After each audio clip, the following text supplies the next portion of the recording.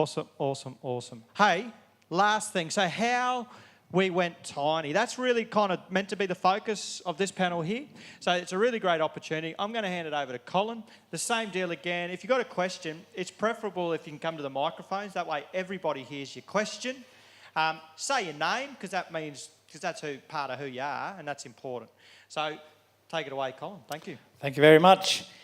How's the energy levels going out there? It's pretty late in the day, I know. We're in the final stretch now, but we'll finish strong.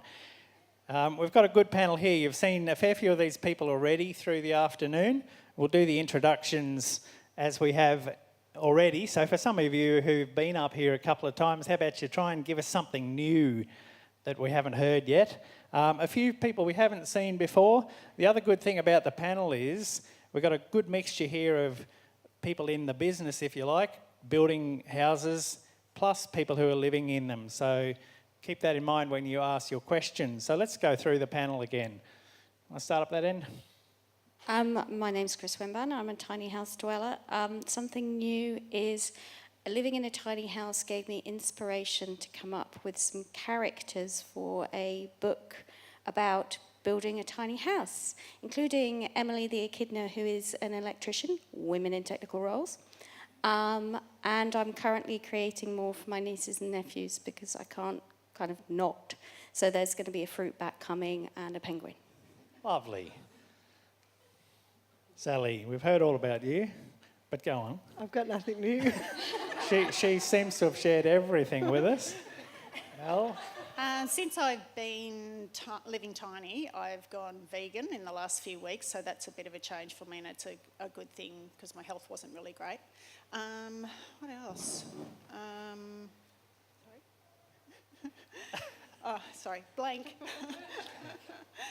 Oh, yeah, that's right, and I'm studying building design and interior design, which I didn't have time to do before, so it's afforded me the opportunities to look after my health and my education. Hi, I'm Sharon. Roger, my husband John, sends his apologies. He was going to be here today.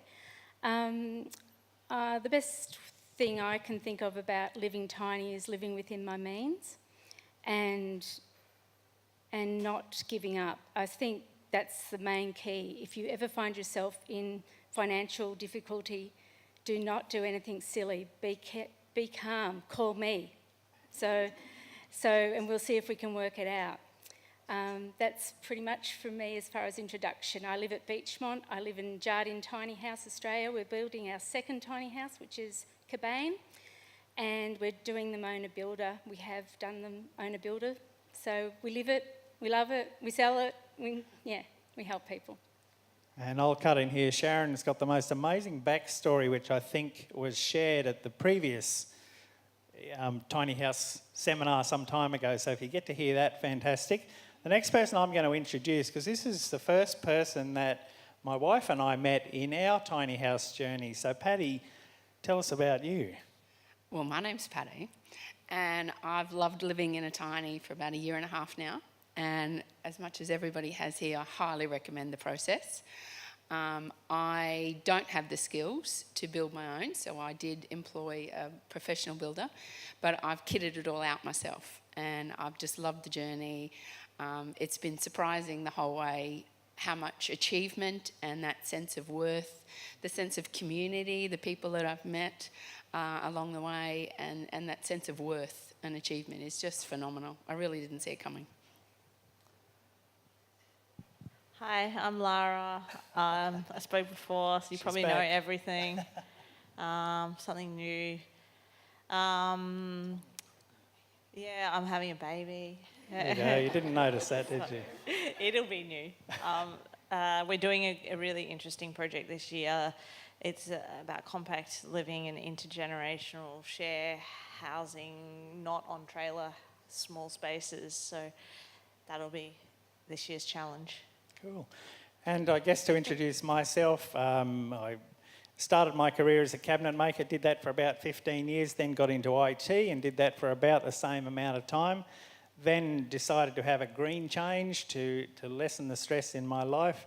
My wife Megan and I started our tiny house journey around 1 year ago. We moved into our house just after Christmas. If you follow Aussie Tiny Houses, we're the Big Gooseneck trailer. We have an Instagram account, Our Big Tiny House. You may have come across that. There seems to be a fair bit of interest in our build. Anyway, so that's the panel. The panel topic was how we went tiny, but we know there were people who missed out on earlier questions, so we're going to allow and hopefully answer any questions across that range. So let's have some people at the microphones. Here comes one already. Excellent.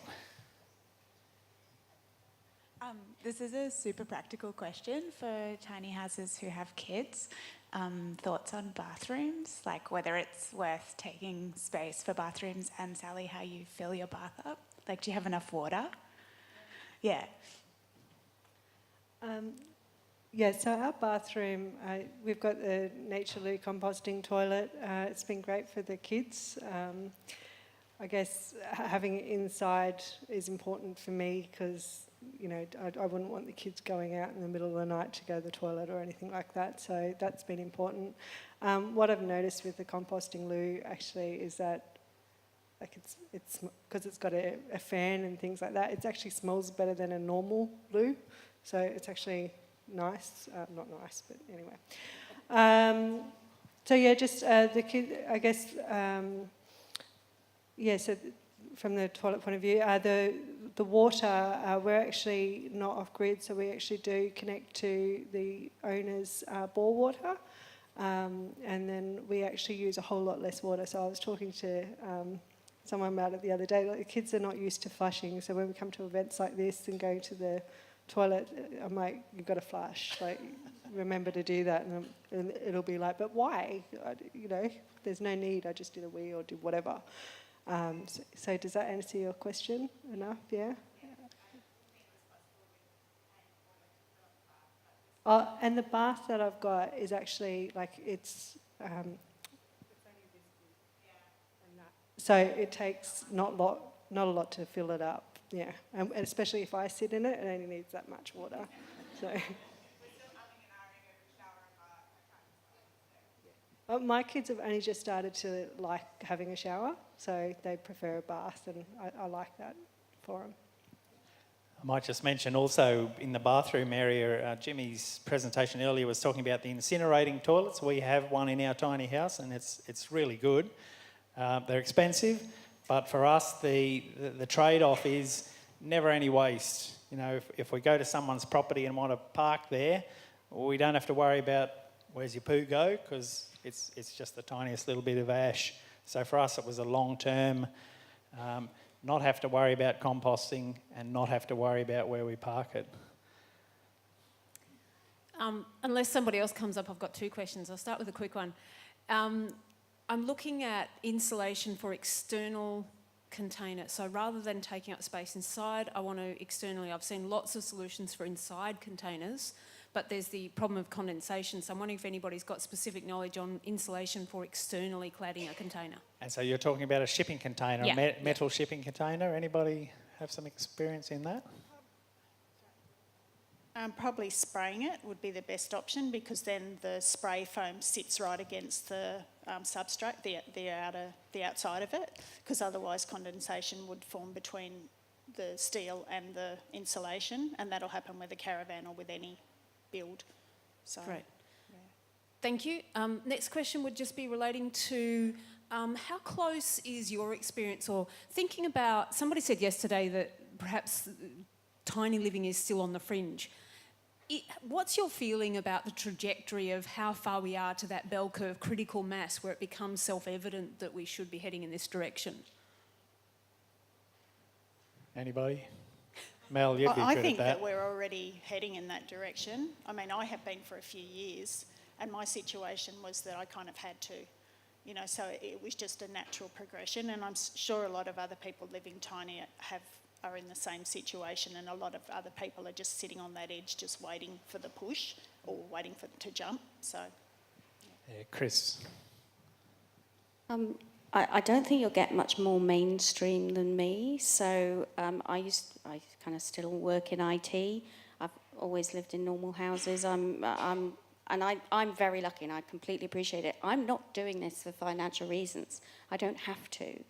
I'm choosing for lifestyle reasons when you looked at Bryce's presentation. So I could live, in the centre of Sydney and, do a corporate job and all that kind of stuff, which I have been doing. But life happened and I decided to change my life. So I think that the very fact that it is now mainstream for people who aren't having to do it for kind of those sort of more extreme reasons, it's just another way of living. So I think it is becoming more mainstream just because it's a good way of living. I mean, I've always liked small spaces, so it's not a big deal. It's just living with less air. Thank you. Next. Hi, I'm Ellie. I don't think it's been talked about. There's been talk about like legal options, but I've got a guy in Logan area that's willing to rent me some land, and as far as I can tell, there is no legal way to do it. I'm wondering if anybody's just gone ahead and done it, hope for the best, and what your experience has been. I'll have a quick go here. Did you listen to Bryce's talk a minute ago? I love his, now I've forgotten it, what do you call it? What's his catchphrase about that? Yeah, civil disobedience. We have done that, so we're in Rochdale, so Brisbane south side, and we're under the radar, and hopefully we can stay that. And look, to do that, we've done a couple of strategies. What we've done's got to know our new neighbours quite well, and we arranged an afternoon tea with them, and we've offered them to come in and have a look. I think our thoughts are, and as we know, it'll only be a problem if someone dobs you in, so if we can have a good relationship with those people, that might be less likely to happen. Anyone else got a comment on this? We lived 10 years in a caravan, a 50-year-old asbestos van it was, with annex, and under the radar on our block of land. We basically didn't lose everything, we sold everything in order to put money into a business and close the doors 6 months later after putting a further 150 grand into it. So the great thing that happened was we couldn't sell our block of land. It had gone down in value in the GFC. So we had fantastic neighbours. They were very protective. We didn't know the community that well. And we had literally people, they'd say, oh, where do you live? And I'd be going to go and tell them. And someone would come in and go, oh, just up that road, and change the subject. So we were very, very lucky. We never thought, we always believed that something would happen, but we never thought it, and we never got roused on. But then I got stupid and decided to get a bin and a recycling bin from the council, and that was the, how do they need that? So they came by. By this stage, we had Jardine in the planning anyway, so they were okay with it, and they couldn't have been more helpful, and we've never had any problem with certification or anything, but we live on foundations. So we're building our second one.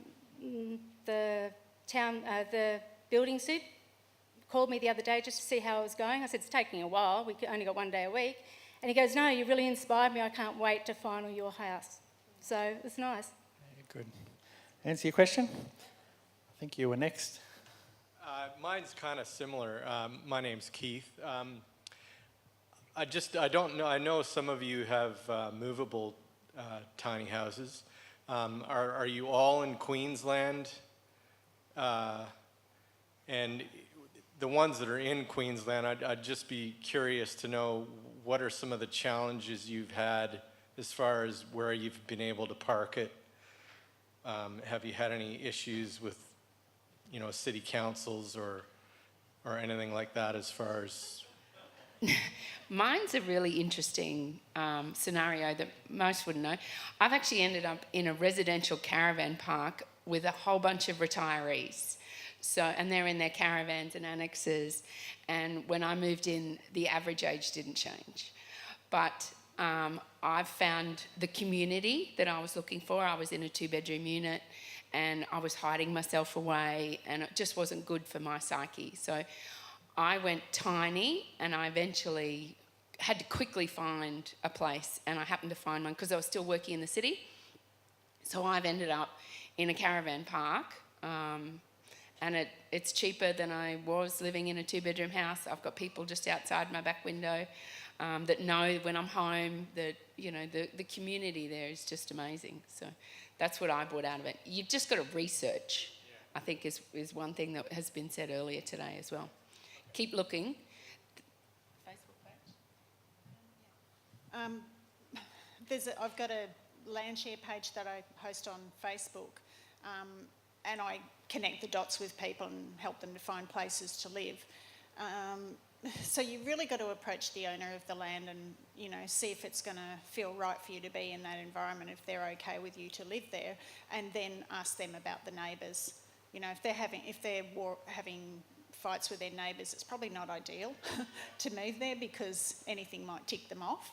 So, you just got to, do your research, ask lots of questions. Really quickly, there's a bit of a precedent set by Ricky and Valerie from ESC Consulting, who've spoken a bit earlier today on our tiny house in Brisbane City Council, and you can find articles and descriptions of how and what the council side of it might play out like, and some of the complications. It's just on our website under media. So there's a few articles there, and it's kind of an in-depth question, but there's at least a couple of precedents. I have a similar question, but from the other angle, in that I have some land that I'm not ready to do anything with yet, and I have a low income, and I love some extra income, and I don't know if you have any platform for people who might be interested in offering land to people who want tinies. And, I'm a fan of civil disobedience and things like that. So, yeah, just Did you mention the something site? to think about. Did you mention land to live? So Mel will answer Kelly, this. come and talk to me at TAFE. We go to school together. So, the Facebook page, you can put, an ad of sorts up on there, and just let people know what you've got available and have a chat to them about your terms, etc. Thank you. I'm actually allergic to Facebook, but it might be some platform that you could put out there for people like me who would like to. Well, you can like do it. apart from Facebook. Yeah, for the, we can sit down and work out something. What's the lady's name on the end? The This is Chris. association, like within that website or something. I don't know. Yeah, cool. Thank you.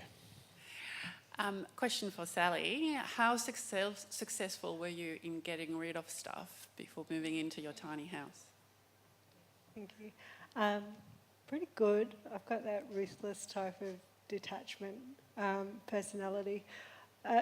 It's probably, I just couldn't see the point in attaching to certain things. There's a lady that's going, or something, all material things. Like, so when my mum passed, there were some things of hers that I think, I really want, like all our photos and memorabilia from that sort of stuff. But what I ended up doing is I found a company that basically takes all those photos and they upload them all online for you. They were already deteriorating, so I think that connection spiritually that I have in my heart and about things, when it's the kids' pictures that they bring home, I love them, I adore them, but I take a picture of them and I upload them. We display a few around the house, but then they do go into the recycling. And then, I think things like that. My husband, I wasn't very successful in, where is he? Somewhere, he likes his tools in his shed. I'm like, you bloody only use that like once every 2 years. So we do actually have a 3 metre by 3 metre shed where we're at the moment that holds some of the stuff that we never go in to actually use.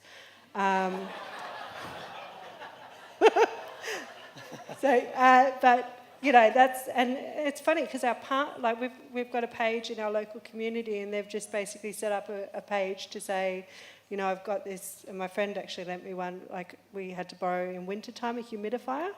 There's no point me owning a humidifier, like I'll just borrow it, use it for a couple of days and then move it on.